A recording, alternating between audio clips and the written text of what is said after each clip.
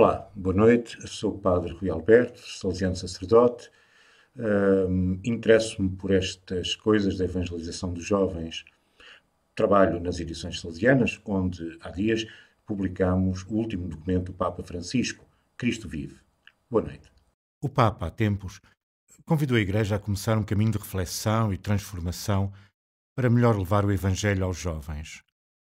Em outubro do ano passado, 2018, houve em Roma uma reunião de bispos, representantes de todo o mundo, que fez uma série de sugestões ao Papa. O Papa Francisco esteve lá, escutou e agora publica este texto. Neste webinar, queria convidar-vos a uma leitura séria, mas apaixonada deste documento. Gostaria de vos propor uma síntese do documento, fazer alguns sublinhados, naqueles momentos onde o documento é mesmo notável, e convidar a algumas perguntas. Bom, se ainda não leste o documento, pega nele e vai-o folheando ao mesmo tempo que eu. O documento começa bem. Se leres com atenção estes 4 primeiros números, já vês por onde vai o texto. Sublinha-se uma forte ligação entre Cristo e o jovem. Este Cristo é fonte de salvação. Esta salvação diz-se com categorias e linguagem próximas aos desafios que os jovens enfrentam. O número 3 faz uma listagem dos conteúdos que quer propor: o essencial da fé, o desafio à santidade, o seguimento em vocação. É bastante rico e integrativo. Tudo isto acontece num caminho sinodal com um duplo público, os jovens e todo o povo de Deus. Neste caminho sinodal estão muito presentes as vozes dos jovens.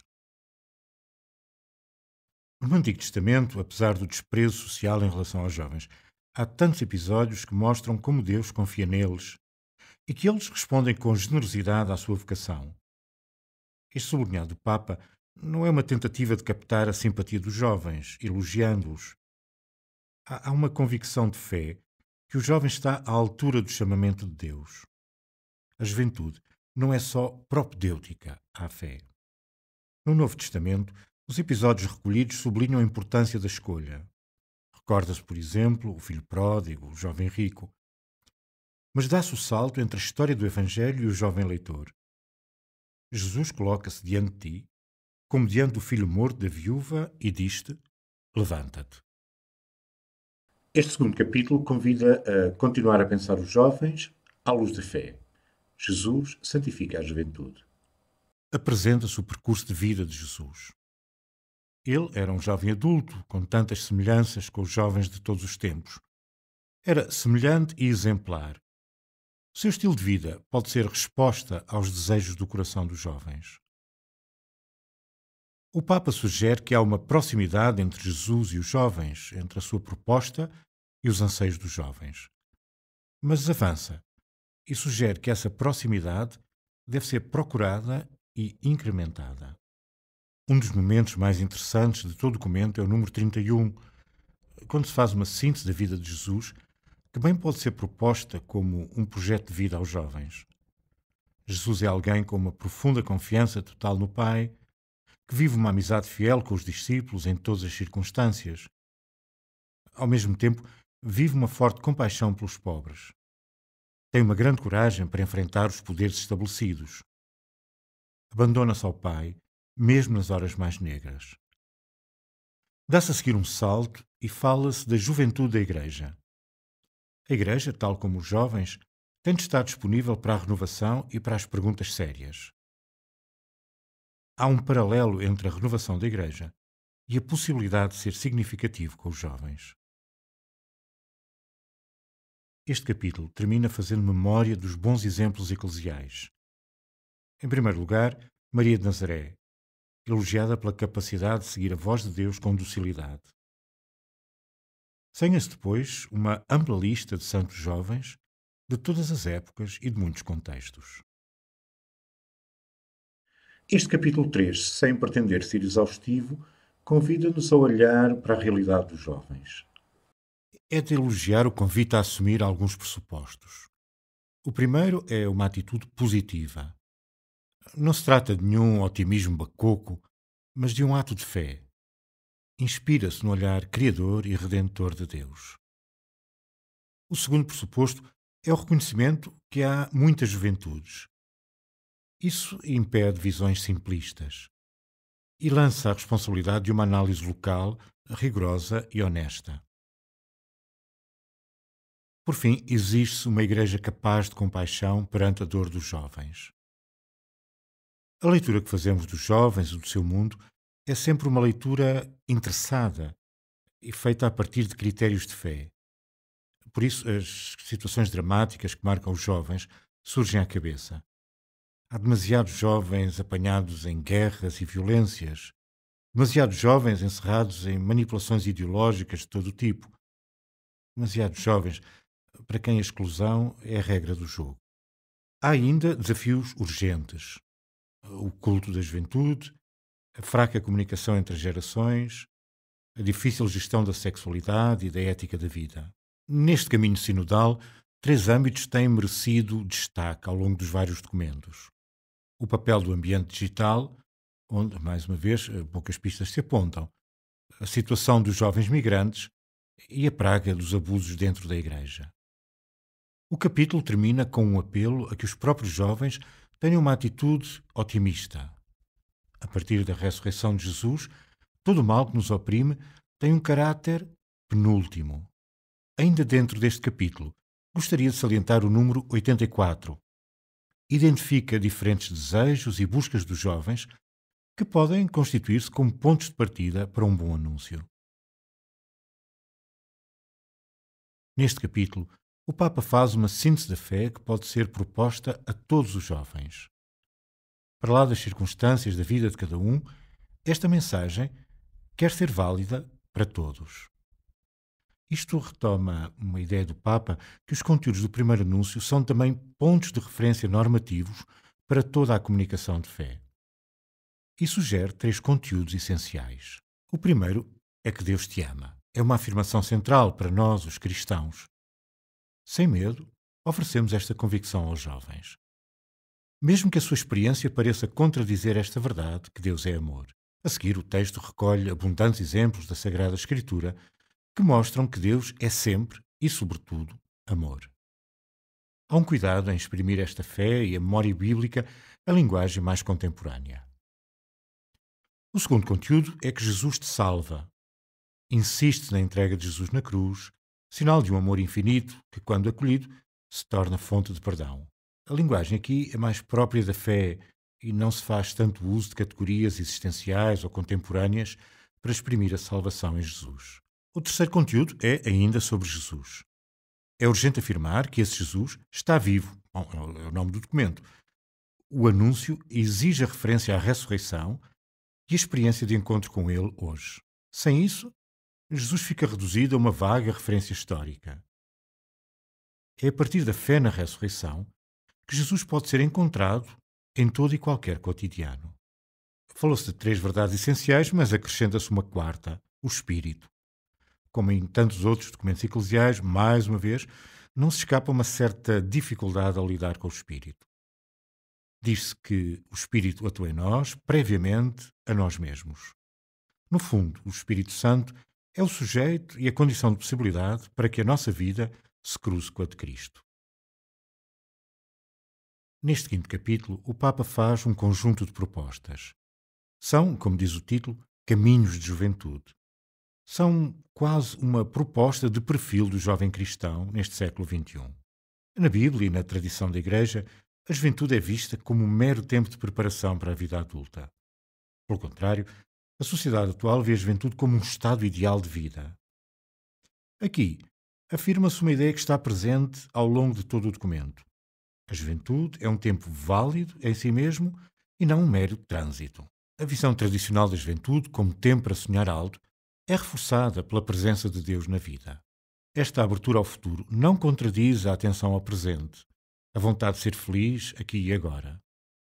Deus não é inimigo do presente, da vontade de viver. Há até uma tradição de um carpe diem de marca cristã.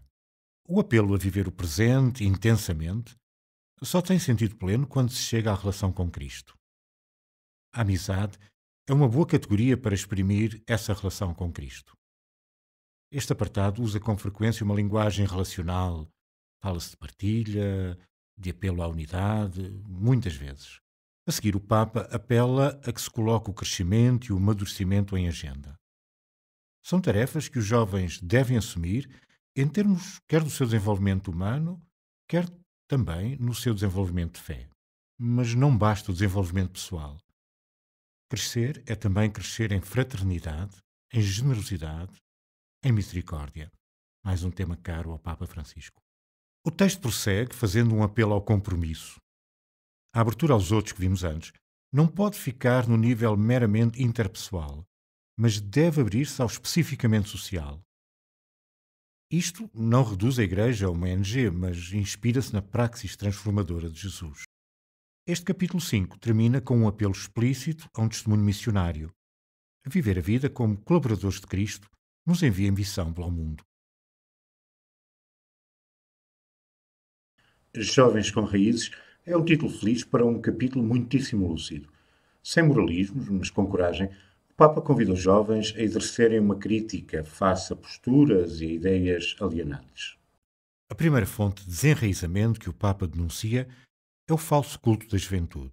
Andam aí a oferecer aos jovens uma visão idealizada da juventude em ordem a torná-los consumidores mais dóceis. Um outro problema cultural que desafia os jovens é a perda de comunicação intergeracional. O Papa fala especialmente aos jovens, mas as gerações mais velhas são também muito responsáveis por esta atitude. Bom, muitos leitores, ao chegar a este capítulo, são capazes de suspirar. Bom, finalmente, vamos lá ao que interessa. Talvez se sintam desiludidos quando o Papa renuncia a dar receitas. O texto prefere antes identificar algumas opções qualificantes para uma pastoral juvenil renovada. A primeira dessas opções é a sinodalidade. É óbvio que o mundo e a cultura dos jovens mudou e isso pede uma renovação da pastoral que se faz com os jovens. Mais do que dar receitas, o Papa sugere um método de trabalho. Recolher as boas práticas, perceber o que deu bons resultados e é eficaz para comunicar a alegria do Evangelho. Ora, isso, para funcionar, pede uma atitude sinodal, a vontade de caminhar juntos.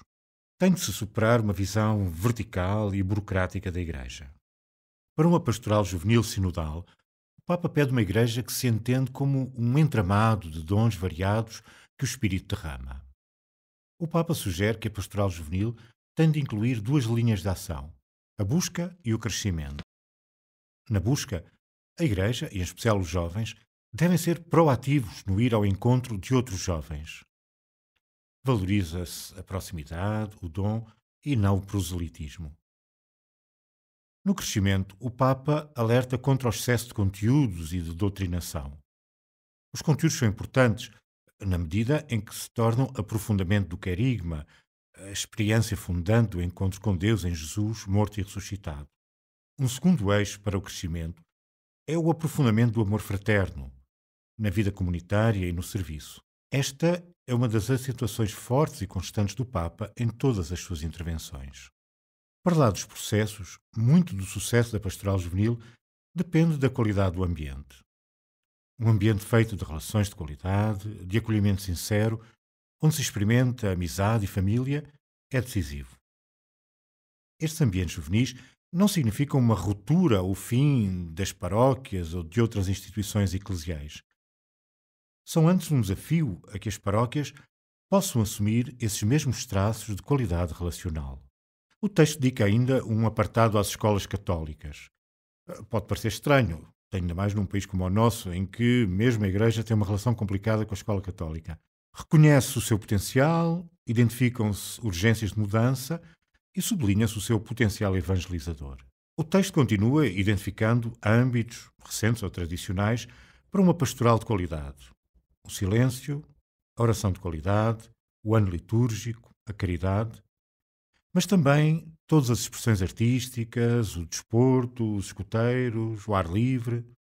Para lá dos processos mais ou menos estruturados que se descreveram até aqui, o Papa sugere o mérito de uma pastoral juvenil popular, mais ampla, mais flexível, mais próxima dos jovens, mais afastados da Igreja, mais feita ao fluir da vida. Nesse sentido é popular, porque menos elitista. Mais frágil, talvez, mas mais capaz de encontrar os jovens aí onde eles estão.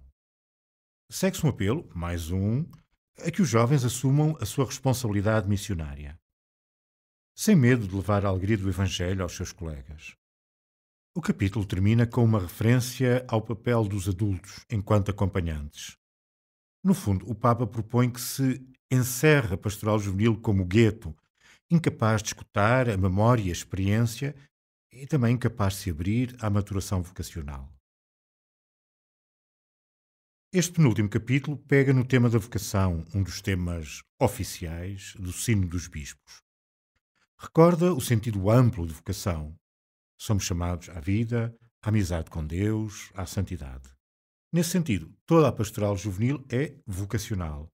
Quanto mais não seja porque deve ajudar cada jovem a descobrir que Jesus convida à sua amizade. Mas o entendimento de vocação deve alargar-se e assumir-se como chamamento ao serviço dos outros. Uma das formas como essa vocação ao serviço se concretiza para tantos jovens é o amor romântico e a constituição de uma nova família. Os jovens, de forma particular, são muito afetados por todas as dúvidas e confusões que afetam as famílias de hoje. O tópico seguinte é sobre o trabalho. Pode causar estranheza esta referência num documento pastoral juvenil. Mas o Papa diz o óbvio, que está chamado a trabalhar, isto é, a transformar o mundo. O ideal não pode nem deve ser viver sem trabalhar. Mas para lá destes princípios óbvios, o Papa identifica ainda alguns desafios bem sérios. O desemprego juvenil, a instabilidade laboral. Este capítulo 8 termina com uma referência às vocações de especial consagração. Não se aprofunda muito, mas falando a todos os jovens, faz o apelo a não se fecharem à possibilidade da vida religiosa ou sacerdotal. Neste capítulo, o Papa pretende apenas recuperar uma síntese mais ampla que fez antes na Gaudete et Exsultate. Para discernir a vocação, pede-se um silêncio, feito de abertura e não de fechamento. Aí, nesse silêncio, podem-se trabalhar as grandes perguntas. E, acima de tudo, a maior das perguntas. Para quem sou eu? Para Deus será a resposta madura. Discernir a vocação é perceber que Jesus, o amigo, nos está a chamar. Este discernimento é uma tarefa pessoal, com muito de íntimo, mas faz sentido deixar-se acompanhar por outros cristãos com mais experiência, que não se substituem à responsabilidade pessoal, mas que podem iluminar, encorajar, estimular. Bem, em jeito de balanço que isto já vai longo. Se me é permitido o atrevimento, sublinho 5 ideias em jeito de síntese. A primeira é que este é um texto que vale a pena ler. Ler com calma, sem preconceitos. É longo demais, às vezes dá saltos que os não especialistas vão ter dificuldades em acompanhar. É bem verdade. Mas vale mesmo a pena ler. E lermos todos, também aqueles que não se interessam por pastoral juvenil. A segunda ideia é que este texto são 2 em 1, 2 documentos num só. Num, o Papa escreve aos jovens e no outro, escreve para todo o povo de Deus e de forma especial para quem faz pastoral juvenil. E por vezes as coisas ficam confusas. Não sei se não teria sido melhor ter feito 2 documentos diferentes e separados. Podes encontrar aqui as tradicionais intuições do Papa Francisco. A prioridade dos processos sobre os resultados, a caridade e o serviço como critério de autenticidade, o cuidado com o primeiro anúncio, a sensibilidade aos que sofrem. Mas tudo isso é dito de forma nova, porque houve um diálogo sério com os jovens, com as suas condições e com os desafios que enfrentam. Não é demais realçar o esforço por pensar e atuar uma pastoral juvenil que seja mesmo capaz de levar o Evangelho a todos os jovens. Há um apelo a clarificar o que é mesmo central, identificam-se lugares de encontro e insiste-se muitas vezes sobre o dever missionário de ir ao encontro de quem está fora. Por fim, está o apelo à sinodalidade. É uma forma nova, ou não tão nova como isso, de ser igreja e de agir. Num mundo complexo como o nosso, numa igreja que se sente enriquecida pelo espírito criador e renovador, não tem sentido pensarmos de forma unilinear. Como igreja, somos rede, em que há diferença e comunhão, em que há diálogo, em que há busca inteligente de novos caminhos. Para nós, aqui nas edições salesianas, isto de um webinar é uma experiência nova e andamos um bocadinho às apalpa delas. Mas no pouco tempo que tivemos, houve vários leitores nossos que nos enviaram algumas perguntas. Gostaria de salientar duas. E é sempre possível aqui online, no chat, ir fazendo perguntas e a gente vai tentando responder.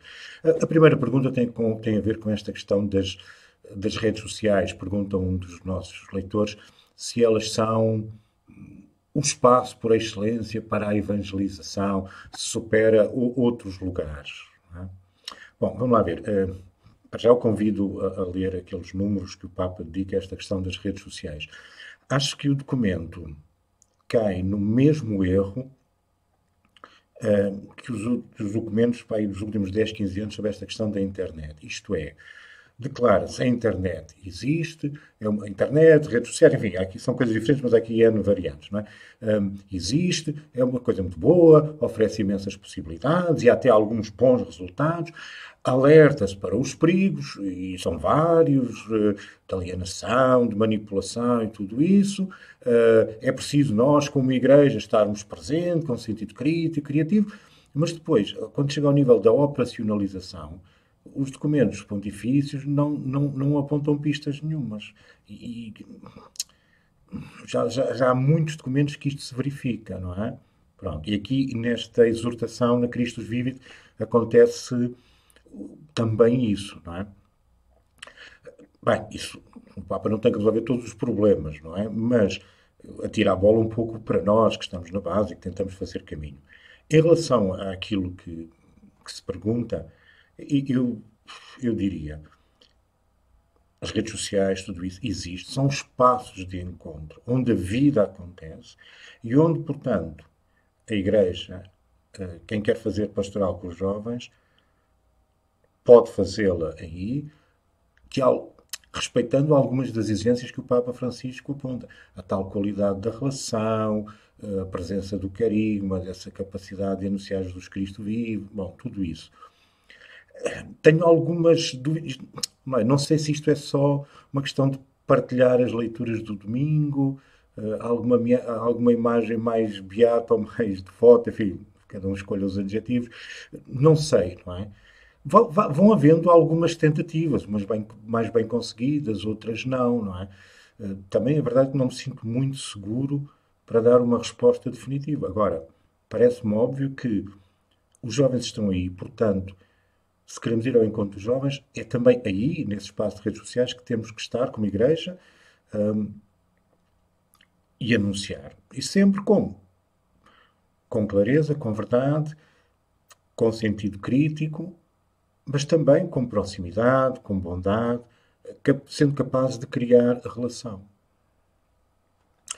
Uma outra pergunta é, deixa-me cá ler, de que forma as escolas católicas podem contribuir para uma formação mais plena e verdadeira em Cristo dos seus jovens? Bem, primeira coisa, como comentava há bocadinho, dos ambientes onde se faz pastoral juvenil, a escola católica é o único que acaba por ser referido, o que é interessante. O Papa, é verdade, tem tons bastante críticos em relação à maneira como são geridas e animadas algumas escolas católicas, não é? Que parece que só se preocupam muito com o resultado e tal, não é? Chama a atenção para alguns documentos recentes, chamar a atenção para uma exigência de qualidade, para o papel da verdade, do cultivo do sentido crítico.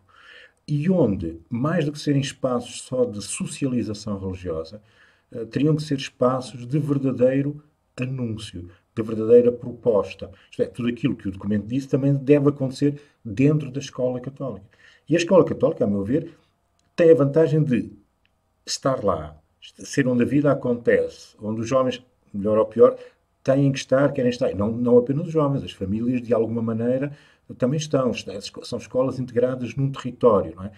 Se conseguirmos criar aqui, nas escolas, uma plataforma de comunicação de qualidade, essa evangelização pode acontecer. Não é? Agora, o documento talvez não esteja muito claro, mas eu diria, uma escola católica deve ser espaço de evangelização, claro, mas não pode deixar de ser escola. Que escola? Bom, isso são outros 500, não é? Mas é um espaço prioritariamente de diálogo entre a Igreja e a cultura. Portanto, este respeito pela racionalidade, pelo protagonismo juvenil, pela voz dos jovens, encontra na escola um espaço muitíssimo, muitíssimo interessante. Mais uma vez, tal como aconteceu um bocadinho na questão das redes sociais, bom, ao nível dos documentos há mais reflexão, isto é, e pronto, congregações, instituições católicas que têm uma presença forte na escola, têm um corpo de reflexão e de prática muito, muito consolidado. Não sei se ao nível da evangelização ainda acertamos, isto é, dá uma sensação que o melhor a nível evangelizador que fazemos nas escolas é um bocadinho. Existe a escola com a sua lógica, com os seus processos, com os seus tempos, com os seus funcionários, e ela permite que se faça alguma evangelização. Quase como se a paróquia ou o grupo de oração conseguisse ter ali uma espécie de tempo de antena, ao menos para quem quer. Mas aquilo que constitui a escola na sua essência, horários, desenho curricular, processo de avaliação, qualidade de relação entre colegas, entre adultos e jovens, também isso deveria ser moldado por uma lógica evangelizadora. Sem transformar a escola, evidentemente, numa sacristia, sendo escola, teríamos que gastar mais tempo e energia a tentar inventar, a tentar tomar decisões sobre como é que se faz a evangelização na escola. Um exemplo. Em Portugal, onde o controle ideológico do Estado é tremendo, como é que nós, escola católica, lidamos com isso? Por exemplo, a questão dos manuais que escolhemos usar ou não nas escolas. Estão todos, evidentemente, marcados ideologicamente. Temos a vontade, a criatividade para criar alternativas mais marcadas, mais inspiradas pelo Evangelho, ou estas escolas que nós dizemos católicas são meras câmaras de eco de outras ideologias, de outros interesses? Tenho a sensação que não respondi satisfatoriamente à pergunta, mas só posso aqui convidar à leitura do documento e ao diálogo que se crie nestas redes eclesiais. Espero que este webinar tenha ajudado, tenha agradado e, acima de tudo, renovo o apelo a uma leitura entusiasmada deste texto do Papa.